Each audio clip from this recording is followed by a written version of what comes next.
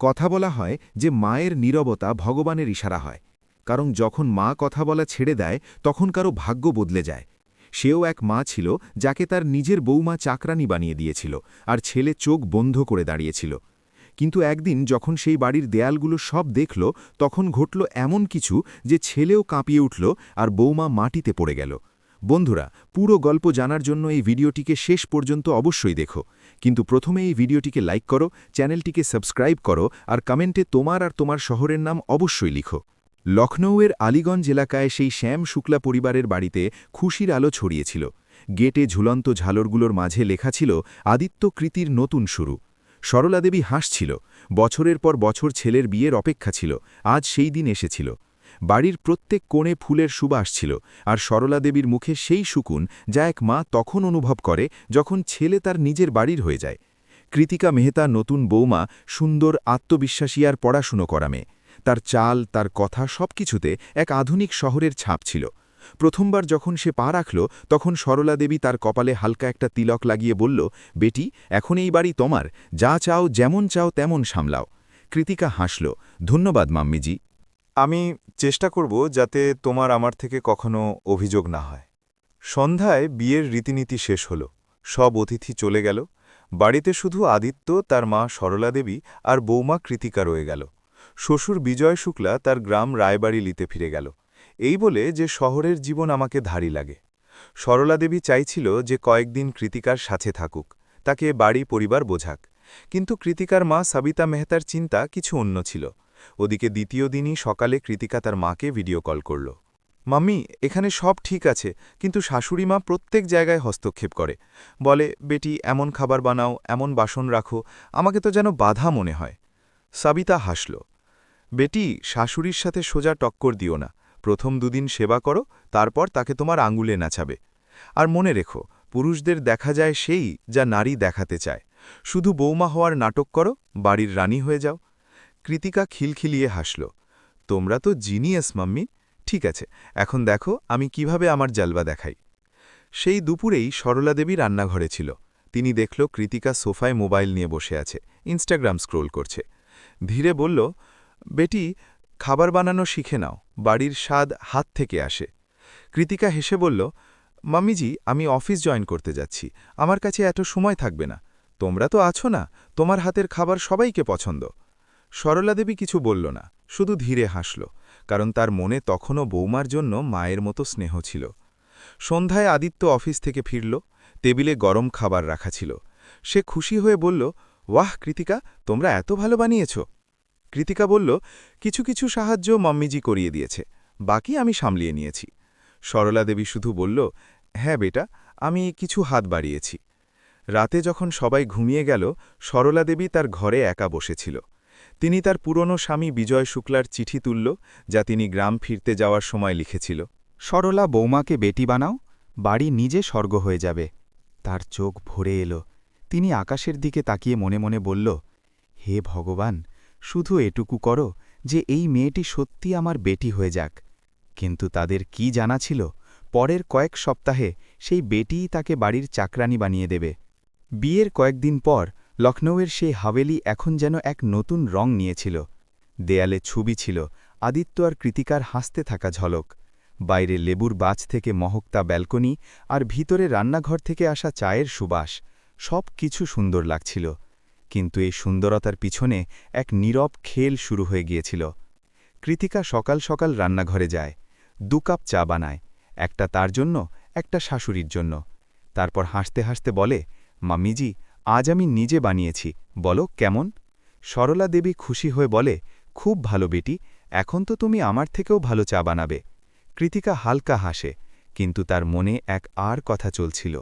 রাতে সে তার মা সবিতার সাথে ফোনে বলে, মম্মি, তোমার ট্রিক কাজ করছে, শাশুড়ি মা তো আমার কথায় আসতে শুরু করেছে, এখন আমি ধীরে ধীরে সারা বাড়ি সামলিয়ে নেব।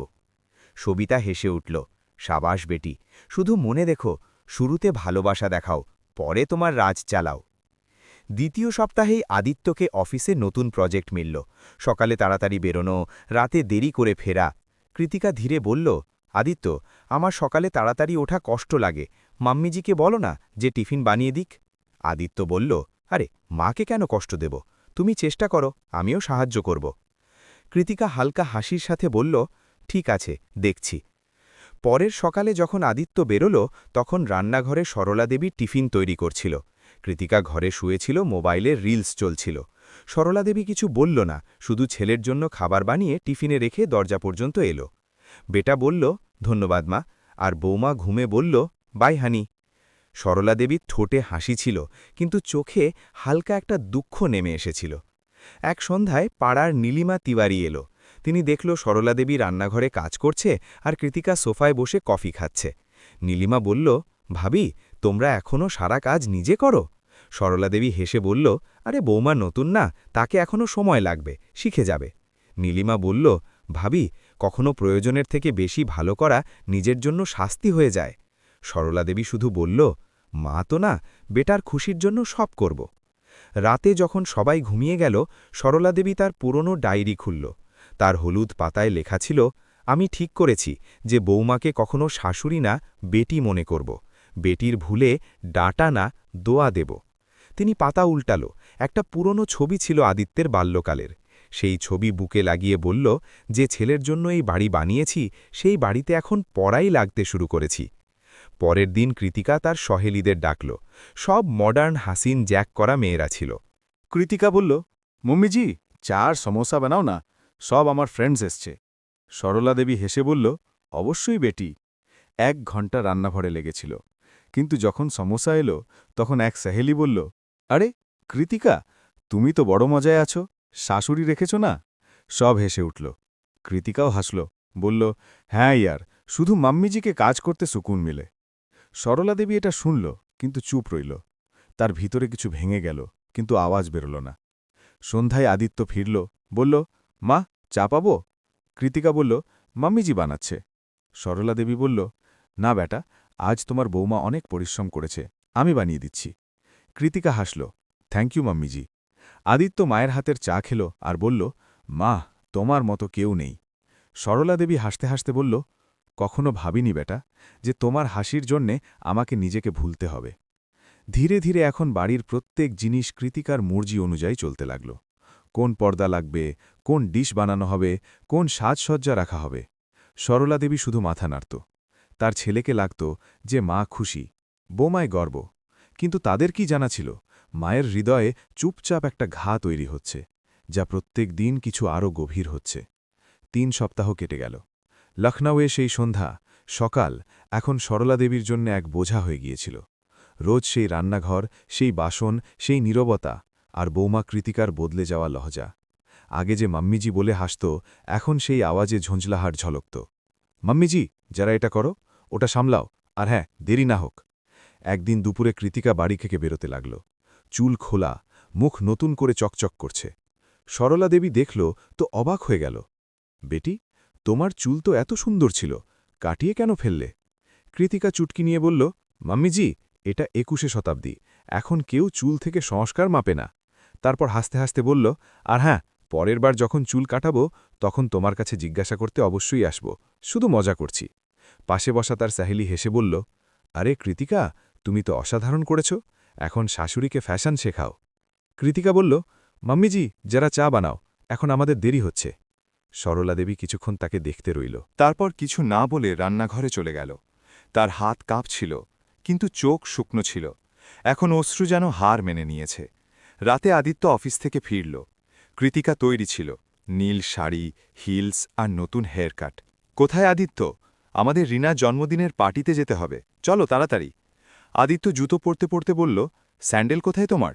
কৃতিকা বলল, এটাই তো সমস্যা, আমার স্যান্ডেল নোংরা হয়ে গেছে, এখন বলো শাড়ি সামলাই না স্যান্ডেল ধুই। তারপর সে আওয়াজ দিল, মাম্মিজি, যারা একটা কাজ করো না, আমার স্যান্ডেলে কিছু কাদা লেগে গেছে। সরলা দেবী রান্নাঘর থেকে বাইরে এলো, হাতে আটা লেগেছিল। কি হয়েছে বেটি? কিছু না মাম্মিজি, কৃতিকা অমনোযোগীভাবে বলল, শুধু স্যান্ডেলে জোড়া কাপড় ঘষে দাও, দেরি হচ্ছে। তারপর মজায় যোগ করল, আর পল্লু দিয়েই সাফ করো না, এখন তোমার থেকে ভালো আর কে করবে? সেই শব্দ যেন হৃদয়ে আঘাতের মতো লাগল। সরলা দেবী ঝুঁকে তার আঁচলে বৌমার স্যান্ডেল পুছে দিল, সেই আঁচলে যা দিয়ে তিনি কখনো ছেলের কপাল পুছেছিল।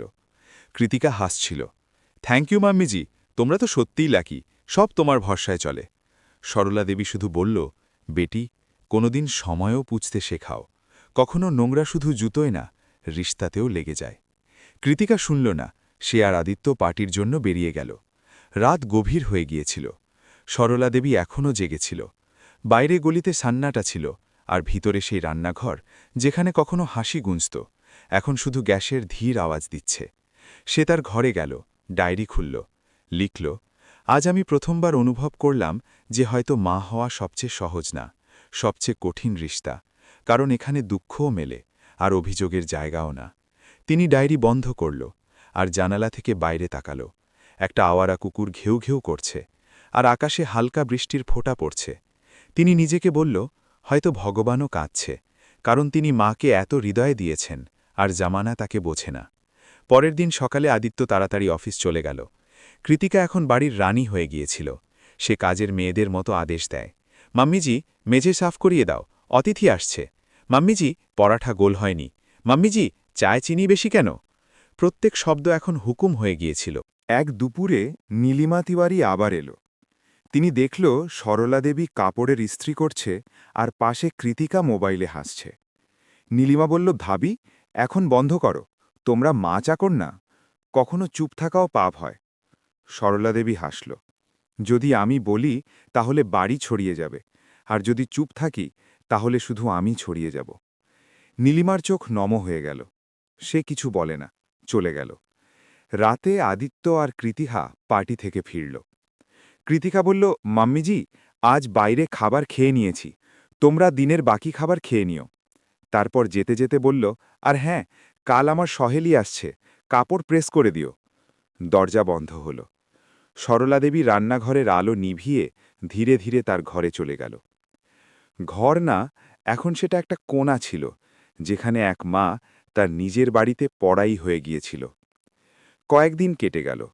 লখনৌয়ের সেই চমক এখন সরলা দেবীর চোখে ছিল না। বাড়িতে অতিথি আসতে যাচ্ছে। কৃতিকার মা সাবিতা মেহতা। কৃতিকা পুরো উৎসাহে ছিল। সে পুরো বাড়ির সাফাই করিয়ে নিল, পর্দা বদলালো, কুশন কাভার বদলালো। শুধু এক জায়গা অস্পৃশ্য রইল, সরলা দেবীর ঘর। কৃতিকা ঘরের দিকে তাকিয়ে ধীরে স্বরে বলল, মাম্মিজি, যারা শুনো। সরলা দেবী চুপচাপ এলো। কৃতিকা বলল, মাম্মি আসছে তো কিছু বাড়ি ঠিক লাগা উচিত না? তোমরা তোমার জিনিস যারা স্টোর রুমে রেখে দাও, শুধু কয়েকদিনের কথা। সরলা দেবীর মুখে এক মুহূর্তের জন্য যেন রক্ত নেমে গেল। বেটি, স্টোর রুম? সেখানে তো পুরনো কাবাড় আর বালতি রাখা আছে। কৃতিকা বলল, তো কি হয়েছে, আমি সাফ করিয়ে দেব। আর যাই হোক, গেস্ট রুমে মাম্মি থাকবে, তোমার অসুবিধে হয়ে যাবে, তোমার জন্য স্টোর রুমই ভালো থাকবে। সে হাসছিল, কিন্তু সেই হাসিতে ঠান্ডা বিষ ছিল। সরলা দেবী একটা লম্বা নিঃশ্বাস নিল। তারপর ধীরে বলল, ঠিক আছে বেটি, যেমন তোমার ঠিক লাগে। সন্ধ্যায় যখন সবিতা মেহতা এলো, তার স্বাগত যেন কোনো রানীর মতো হল। কৃতিকা ঝুঁকে তার পা ছুঁয়ে নিল। মাম্মি, এখন বাড়ি তোমার। সবিতা হাসতে হাসতে বলল, বাহ বেটি, তুমি তো এই বাড়ির জান। সমধিনজি কোথায়? সরলা দেবী দরজার পাশে দাঁড়িয়েছিল। কৃতিকা বলল, ও দেখো মাম্মি, এই অনেক সংস্কারী, কিন্তু কিছু পুরনো চিন্তার। সবিতা ঠান্ডা চোখে তাকিয়ে বলল, আচ্ছা, নমস্তে সমধিনজি। তোমাকে দেখে লাগে না যে ছেলে এত এগিয়েছে। যাই হোক, খাবার তো তোমরাই বানাও। সরলা দেবী মাথা নাড়ল। হ্যাঁ, এখন তো আমি। সবিতা কথা কেটে দিল। আরে বাহ, তো এখন বুঝলাম কেন কৃতিকা এত দুর্বল হয়ে গেছে। ঘরে ঠাহাকা গুঞ্জল। সরলা দেবীর ঠোঁট কাঁপল, কিন্তু সে শুধু হাসল আর বলল, খাবার তৈরি করে দিচ্ছি। রাতে রান্নাঘরে সরলা দেবীর সবকিছু বানাচ্ছে, পনির, পোলাও, রায়তা, হালুয়া, সব একা হাতে। সবিতা আর কৃতির বাইরে হাসির শব্দ আসছে। আদিত্য ঘরে ল্যাপটপে কাজ করছে। খাবার তৈরি হলো, সবাই বসল। কৃতিকা বলল, মাম্মি, এই রায়তা আমি বানিয়েছি। সবিতা চেখে বলল, বাহ, খুব ভালো। তারপর হেসে বলল, যাই হোক সমধিনজি, তোমার থেকে এটা বানানো হয় না, না? সরলা দেবী ধীরে বলল, হয়, কিন্তু আজ আমি বানাইনি। সবিতা তানা মারল, আরে তো বৌমাকে তো শিখতে দাও না, তোমরা তো প্রত্যেক জিনিস নিজে করে নাও। সেই রাত সরলা দেবীর জন্য অনেক লম্বা ছিল। স্টোর রুমে যখন সে গেল, তখন ছাদ থেকে মাকড়সার জাল ঝুলছে, পুরনো ডিব্বায় বন্ধ কাপড়, ভাঙা চেয়ার, আর এক কোণে একটা পুরনো চারপাই। তিনি ধীরে তার ছোট বিছানা বিছিয়ে নিল, আর বালিশের নিচে তার পুরনো ডায়েরি রেখে দিল। সেই ডায়েরি এখন তার একমাত্র সাথী ছিল।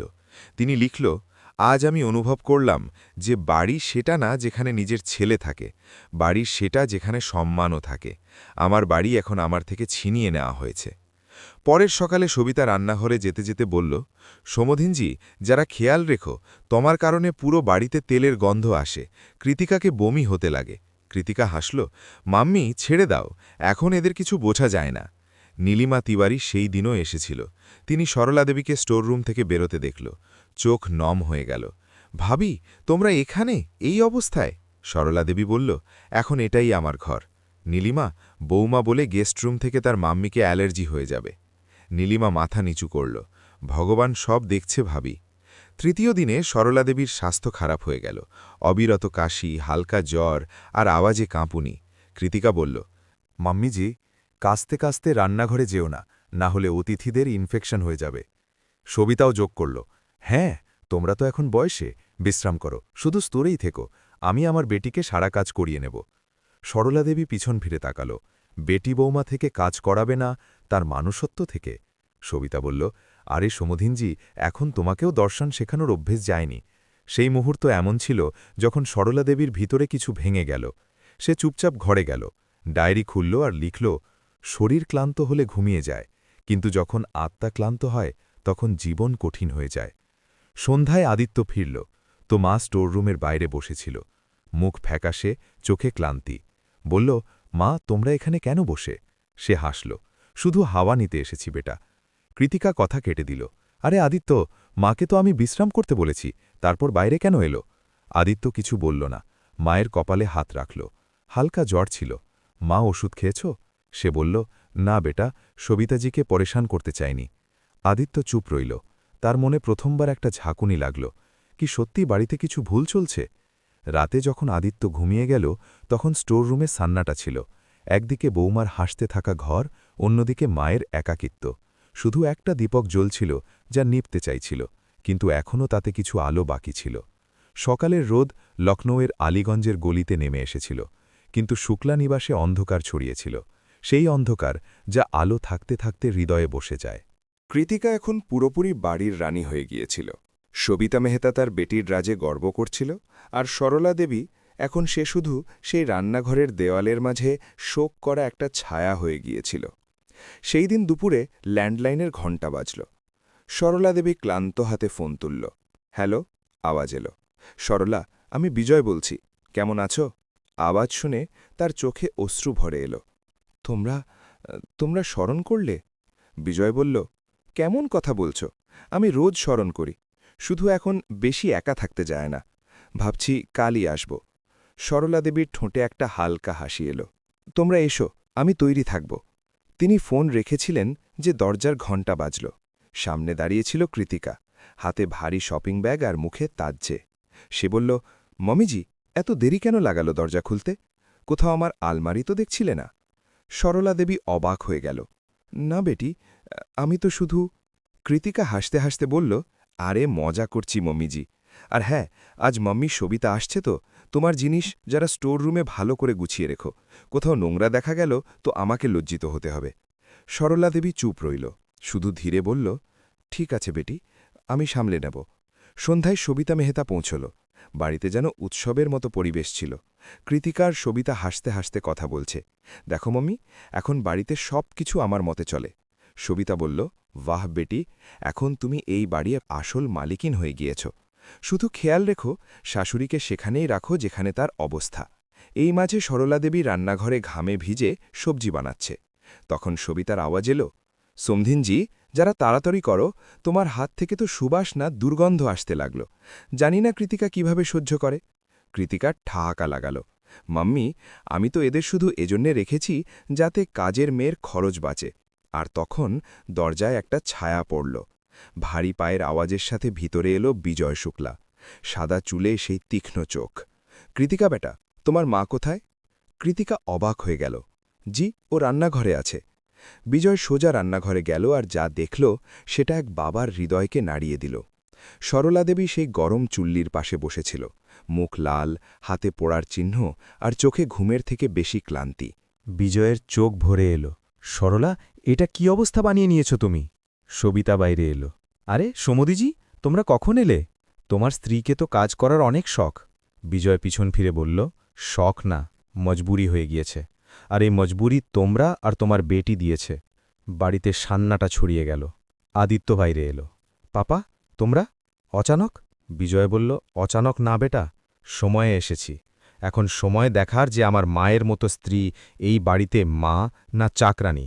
কৃতিকা লজ্জায় বলল, পাপা, তোমরা ভুল বুঝছ। বিজয় বলল, ভুল আমি তখন বুঝতাম যখন নিজের চোখে এটা সব না দেখতাম। আর তখন আদিত্য বলল, মা, তাড়াতাড়ি সমস্যা নিয়ে আও, অতিথি বসে আছে। শুধু এটা শোনা ছিল যে বিজয় শুক্লার মুখ লাল হয়ে গেল। তিনি জোরে থাপ্পড় মারল আদিত্যের গালে। বেশরম তুমি, তোমার মাকে রান্নাঘরে চাকর মনে করো? পুরো বাড়ি থেমে গেল। কৃতিকা আর সবিতার মুখ ফ্যাকাশে হয়ে গেল। বিজয়ের আওয়াজ গুঞ্জছে, এটা সেই হাত যা থেকে তুমি প্রথম লোকমা খেয়েছ, আর আজ তুমি সেই হাত থেকে বাসন মাঙাচ্ছ? লজ্জা আসে না? আদিত্যের চোখ থেকে অশ্রু বেরিয়ে পড়ল। পাপা, আমার থেকে ভুল হয়ে গেছে। বিজয় বলল, এটা ভুল না বেটা, পাপ। আর এই পাপের শাস্তি এটাই যে এখন আমরা দুজন তোমার এই প্রাসাদের মতো বাড়ি থেকে চলে যাব, কারণ এখানে এখন হৃদয় না, শুধু অহংকার বাস করে। সরলা দেবীর কাঁপতে থাকা হাতে বিজয় হাত ধরল। চলো সরলা, এখন এই বাড়িতে তোমার কেউ না। সবিতা বলল, আরে সমধিজি, যারা ভাবো তো, বৌমার সামনে স্ত্রীকে গলে লাগানো। বিজয় পিছন ফিরে বলল, স্ত্রী না, এটা সেই নারী যে আমার জীবনকে সম্মান দিয়েছে, যে ছেলেকে জন্ম দিয়েছে, আর তবু সেই ছেলের থেকে অপমান পেয়েছে। তারপর ধীরে ধীরে বলল, সবিতাজি, তোমাদের মতো লোক রিস্তাকে তিজোরির মতো রাখে, যেখানে ভালোবাসা না, শুধু স্বার্থ বন্ধ থাকে। মনে রেখো, উপরওয়ালা সব দেখে। তারা দুজন বাইরে বেরোল। দরজার পিছনে কৃতিকার চোখ নম ছিল। তার পায়ের থেকে মাটি সরে গিয়েছিল। সবিতা ভয় পেয়ে বলল, কৃতিকা, কিছু বলো বেটি, যাও মানিয়ে নাও। কৃতিকা ফুটিয়ে উঠল, মম্মি, তোমরা আমাকে শিখিয়েছ কিভাবে চাল চালতে হয়, কিন্তু এটা বলনি যে মায়ের আশীর্বাদ ছাড়া বাড়ি টিকে না। সে দরজা পর্যন্ত দৌড়ে গেল। মম্মিজি, থামো, আমি ভুল ছিলাম। কিন্তু সরলা দেবী শুধু পিছন ফিরে তাকাল। বেটি, এখন শিখতে ছাড়ো না, কারণ যে অন্যদের নিচে দেখায় সে নিজে একদিন মাটিতে পড়ে। তারা দুজন ধীরে ধীরে চলে গেল। বাড়িতে প্রথমবার সান্নাটা ছিল, যা কোনো চিৎকারের থেকেও বেশি ভয়ানক ছিল। রায়বারেলির সেই গ্রাম, যেখানে সরলা দেবী আর বিজয় শুক্লার ছোট একটা বাড়ি ছিল, এখন আবার আবাদ হয়ে গিয়েছিল। অনেক মাস কেটে গিয়েছিল যখন তারা লখনৌ ছেড়ে দিয়েছিল, কিন্তু তার চেহারায় এখন না শিকন ছিল, না অভিযোগ, শুধু শান্তি। প্রত্যেক সকালে সূর্যের প্রথম কিরণ তার খেতে নামে, আর সরলা দেবী সেই মাটিতে তার হাত দিয়ে গাছ লাগায়, কখনো সরিষা, কখনো ভেন্ডি, কখনো টমেটো। তার জন্য এই খেতি শুধু রোজগার না, জীবনের সম্মান ছিল। সে আর বিজয় দুজন মিলে খেতে কাজ করে। গ্রামের নারীরা তার সাথে আসে, বলে, মাঝি, আমরাও তোমার থেকে শিখব। শহরের মতো ভুল আমাদের থেকে না হোক। সরলা দেবী হাসে। এই ক্ষেত শেখায় যে ফল দেবার জন্য ঝুঁকতে হয়, আর ঝুঁকতে যে কখনো ছোট হয় না। এদিকে লখনৌয়ে কৃতিকার বাড়ি এখন আগের মতো না ছিল। দেওয়াল সাজানো ছিল, কিন্তু মন খালি ছিল। প্রত্যেক জায়গায় মায়ের স্মৃতি গুনছে। সেই পাল্লু, সেই গন্ধ, সেই খামোশি, যা এখন খালি লাগে। এক সন্ধ্যায় কৃতিকা মন্দিরে বসেছিল। পাশে এক বুড়ো নারী ফুল বিক্রি করছে। তার হাতে ছিল ছালা, কিন্তু চেহারায় সন্তোষ ছিল। কৃতিকা জিজ্ঞাসা করল, আম্মা, তোমরা এত বয়সে এটা সব কেন করো? নারী বলল, বিটিয়া, কাজ করতে পেট ভরে, কিন্তু সম্মান থেকে আত্মা। আমি আমার ছেলের বাড়িতে সম্মান পাইনি, তো এখন ফুলে ভগবান খুঁজি। সেই বাক্য যেন তীর হয়ে কৃতিকার হৃদয় নামল। তাকে তার মান সম্মান শাশুড়ি স্মরণ এলো, যে সব অপমান সহ্য করে কখনো বদদুয়া নেয় না। কয়েকদিন পর তাকে তার মা সবিতার ফোন এলো। আওয়াজ ক্লান্ত ছিল। কৃতিকা বৌমা আমাকে বাড়ি থেকে বের করে দিয়েছে, বলে এখন তোমরা পুরনো যুগের কথা শেখাবে না। কৃতিকা অবাক হয়ে গেল। সেই মুহূর্ত তার জীবনের টার্নিং পয়েন্ট ছিল। সে কাঁদতে কাঁদতে বলল, মাম্মি, এখন বুঝলাম, মা চাহে শাশুড়ির হোক বা নিজের, যখন তার হৃদয় ভাঙে তখন পুরো প্রজন্ম ভেঙে যায়। সে তৎক্ষণাৎ রায়বারেলি যাওয়ার জন্য বেরোল। বাসের জানালা থেকে বাইরে দেখতে রইল। প্রত্যেক গাছ, প্রত্যেক ক্ষেত তাকে তার ভুলের স্মরণ করাচ্ছে। গ্রাম পৌঁছে তখন সন্ধে হয়ে গিয়েছিল। হালকা হাওয়া বইছে। খেতে মজুর ফিরছে। দূর থেকে সে দেখল সরলা দেবী মাটিতে হাঁটুর বলে বসে গাছে জল দিচ্ছে। চেহারা সূর্যের শেষ কিরণে চকচক করছে। কৃতিকা দৌড়ে পৌঁছে তার পাশে হাঁটুর বলে পড়ে গেল। মাম্মিজি, আমাকে মাফ করো, আমি তোমাকে অনেক আঘাত দিয়েছি। কিন্তু এখন বুঝলাম যে মা ঝোঁকে সে হারে না, সে বাড়ি বাঁচায়। সরলা দেবী তার মাথায় হাত রাখল। বেটি, মাটির মতো হয়ে যাও। যে তাকে পায়ে মারায় সেও শেষে সেইতে মিশে যায়, কিন্তু মাটি কখনো তার বিষ রাখে না। কৃতিকা ফুটিয়ে কাঁদতে লাগল। বিজয় শুক্লা দূর থেকে এসে বলল, বেটি যদি সত্যি অনুতাপ হয় তাহলে এখন এই মাটিকে সিঞ্চিত করতে আমাদের সাহায্য করো। কৃতিকা অশ্রু পুছে শাড়ির পল্লু বেঁধে নিল, আর না ভেবে মাটিতে হাত ঢোকাল। তার হাতের তালুতে ভেজা ছিল, কিন্তু হৃদয়ে সুকুন। সে বলল, এখন আমি এখানেই থাকব মাম্মিজি, তোমার সাথে এই খেতে, এই মাটিতে। পরের সকালে গ্রামের নারীরা দেখতে এলো। আরে, এটা তো সেই শহরের বৌমা না, যে এখন মাটিতে কাজ করছে? সরলা দেবী হাসল। হ্যাঁ বোন, এখন এটাকে বোঝা গিয়েছে যে সম্মান আর খুশি সেখানেই ওগে যেখানে পরিশ্রম আর ভালোবাসা একসাথে বপন করা হয়। সেই দিন গ্রামের জন্য উদাহরণ হয়ে গেল। লোক বলে শুক্লাজির ক্ষেত এখন শুধু অনাজ নাও গায়, সেখানে রিশতাও অঙ্কুরিত হয়। সূর্য ডুবছে। সরলা দেবী আর কৃতিকা ক্ষেতের মাঝে দাঁড়িয়েছিল, হাতে মাটি লেগে, চেহারায় হাসি। কৃতিকা বলল, মাম্মিজি, এই যে গাছ আমরা আজ লাগিয়েছি, এর নাম কি রাখব? সরলা দেবী বলল, একে বিশ্বাস বলে দিই বেটি, কারণ ভাঙা রিশতাকে আবার ওগানো সহজ না, কিন্তু যখন ওগে তখন ফল মিষ্টি দেয়। ধীরে ধীরে আকাশ সোনালি হয়ে গেল। দূর থেকে বাচ্চারা দৌড়ে এলো, বলল, মাজি, তোমরা যে সবজি লাগিয়েছিলে তাতে ফুল এসেছে। সরলা দেবী হাসল। হ্যাঁ বেটা, কারণ এবার আমরা শুধু বীজ না, ভালোবাসাও বপন করেছি। 6 মাস কেটে গিয়েছে। রায়বারেলির সেই ছোট গ্রাম এখন একটা অন্য পরিচয় পেয়েছে। লোক দূর দূর থেকে বলে, চলো শুক্লাজির মায়ের খেতে যাই, সেখানে সবজি না, সত্য উগে। সেই ক্ষেত এখন পুরো গ্রামের হৃদয়ের মতো হয়ে গিয়েছে।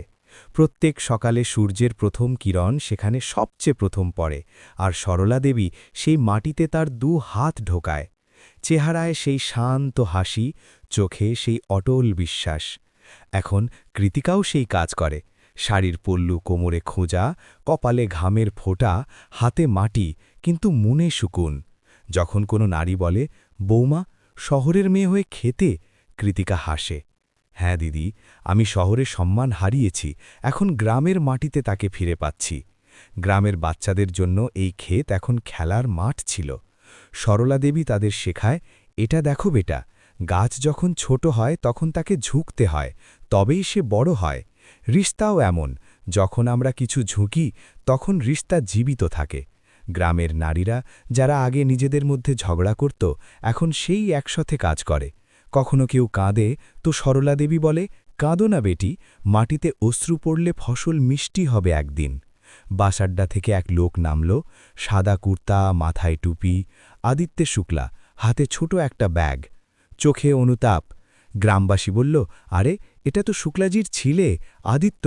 সোজা ক্ষেতের দিকে গেল, সেখানে তার মা আর স্ত্রী একসাথে কাজ করছে। দুজন ওপর তাকালো। আদিত্য হাঁটুর বলে বসে গেল।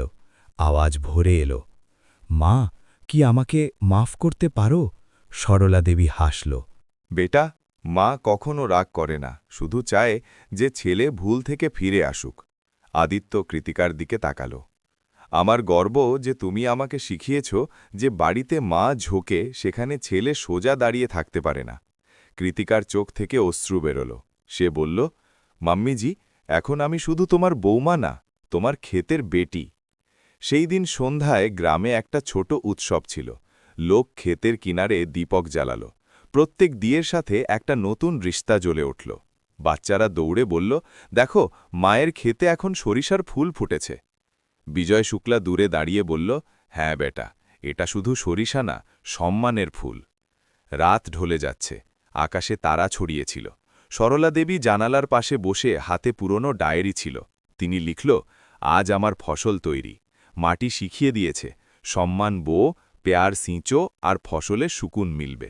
মা এখন শুধু এক রিশতা না, এক বীজ যা প্রত্যেক বাড়িতে অঙ্কুরিত হতে পারে। পরের সকালে সূর্য উঠল। সরলা দেবী, কৃতিকা আর আদিত্য ক্ষেতের মেড়ে দাঁড়িয়েছিল। গ্রামের নারীরা তাদের সাথে। কৃতিকা হেসে বলল, মা, লাগছে এবার সরিষার ফসল খুব ভালো হবে।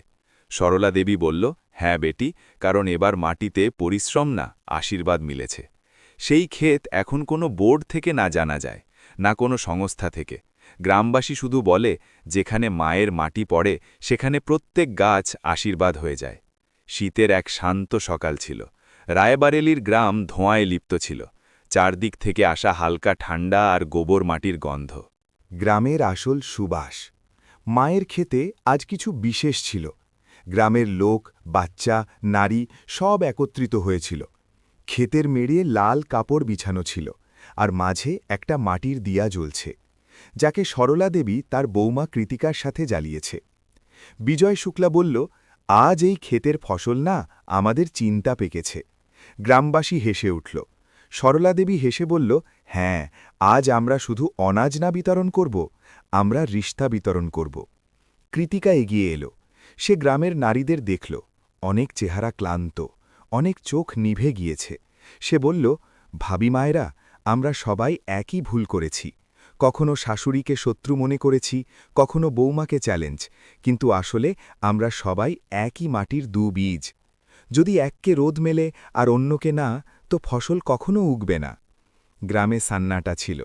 প্রত্যেক নারী সেই মাটির দিকে তাকাতে লাগল, যাতে তারা রোজ পা রাখে। কিন্তু আজ সেই মাটি যেন তাদের সবার কথা শুনছে। সরলা দেবী তার শাড়ির পল্লু মাথায় নিল আর বলল, আমি ঝুঁকে থাকা বেছে নিয়েছি, কারণ আমি জানতাম যে যদি মায়ের আওয়াজ ভেঙে যায় তো ছেলের সংস্কারও ছড়িয়ে যাবে। মা হারে না বেটা, সে শুধু তার বাচ্চাদের জিততে দেয়। কৃতিকা এগিয়ে মায়ের পা ছুঁয়ে নিল। সরলা দেবী তাকে গলে লাগাল। প্রজন্ম, নারী, যারা এখন না শাশুড়ি না বৌমা, শুধু মানুষ যাদের মাঝে সম্মানের রিশতা ছিল।